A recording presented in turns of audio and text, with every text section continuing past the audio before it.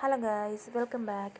അപ്പോൾ നമ്മൾ ചിലർക്കെങ്കിലും ഉള്ള ഒരു പ്രശ്നമായിരിക്കും, നമുക്ക് ഗോതമ്പൂട്ടിന് മാവ് കുഴയ്ക്കുമ്പോൾ കട്ട കെട്ടി പോകുന്നൊരു പ്രശ്നം, അല്ലെങ്കിൽ ആവശ്യത്തിന് നനയാതിരിക്കുക, വെള്ളം കൂടിപ്പോവുക, ആ ഒരു പ്രശ്നങ്ങളൊക്കെ നമ്മൾ ചിലർക്കെങ്കിലും ഉണ്ടായിരിക്കും. പ്രത്യേകിച്ച് നമ്മൾ ഇങ്ങനെ പാചകമൊക്കെ ചെയ്ത് തുടങ്ങുന്നവർക്ക് അതൊരു ടാസ്ക് തന്നെയായിരിക്കും.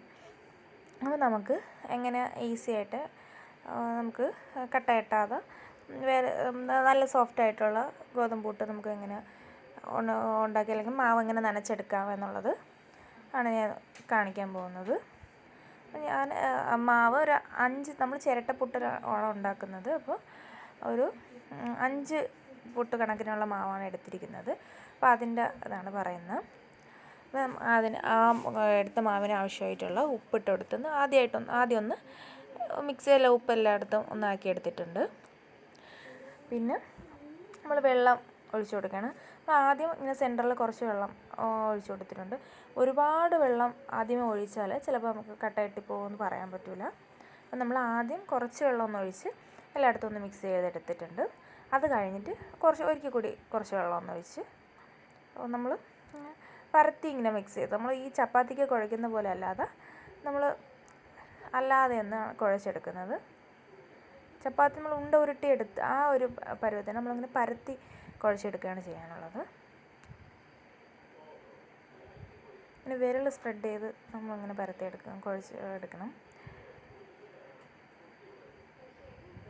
നമ്മൾ ഫുൾ കൈ വെച്ചൊന്ന് മിക്സ് ചെയ്ത്, നമ്മൾ ഉള്ളം കൈ വെച്ചിട്ട് മിക്സ് എടുക്കുമ്പോഴത്തേക്ക് കറക്റ്റായിട്ട് വരും. വെള്ളം നമ്മൾ കുറേശ്ശെയാണ് ഒഴിച്ചു കൊടുക്കുന്നത്.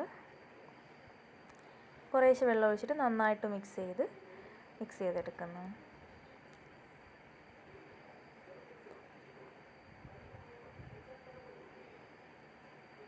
അങ്ങനെ ചെയ്യുമ്പോൾ നല്ല സോഫ്റ്റ് പുട്ടും കിട്ടും, കട്ട കിട്ടും.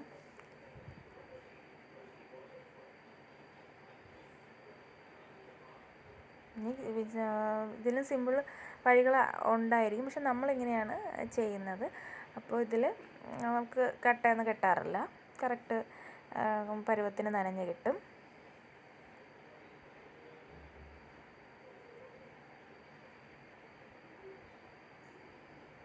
ആദ്യമേ നമ്മൾ ഒരുപാട് വെള്ളം ഒഴിച്ചു കൊടുത്താൽ ചിലപ്പോൾ അതങ്ങ് കട്ടയായിട്ട് പോകും. അതുകൊണ്ട് കുറേശ്ശെ എടുത്ത് പതുക്കെ സാവധാനത്തിൽ ചെയ്താൽ മതിയാവും.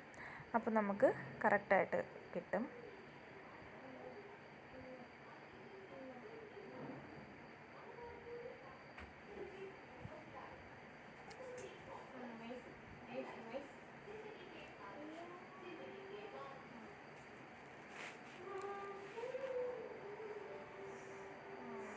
വെള്ളം ഒഴിച്ച് തീർന്നിട്ടുണ്ട്, ഇത്രയും മതിയാവും. ഇനി നമുക്കൊന്ന് മിക്സ് ചെയ്ത് നന്നായിട്ടൊന്ന് ഇളക്കി കൊടുത്താൽ മതിയാവും.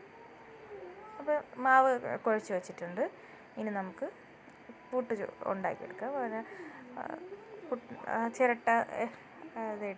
ചിരട്ടപ്പുട്ടിൻ്റെ ഇതെടുത്തിട്ടുണ്ട്. ഇനി നമുക്ക് ആദ്യം കുറച്ച് തേങ്ങ ഇട്ട് കൊടുത്ത് മാവ് വെച്ചിട്ടുണ്ട്. നമ്മൾ ഇടയ്ക്ക് ഒരു ലെയറും കൂടി ഒന്ന് തേങ്ങ ഇതാക്കാൻ നോക്കുന്നുണ്ട്. തേങ്ങ കൂടുമ്പോൾ ടേസ്റ്റ് കൂടുമെന്നാണല്ലോ.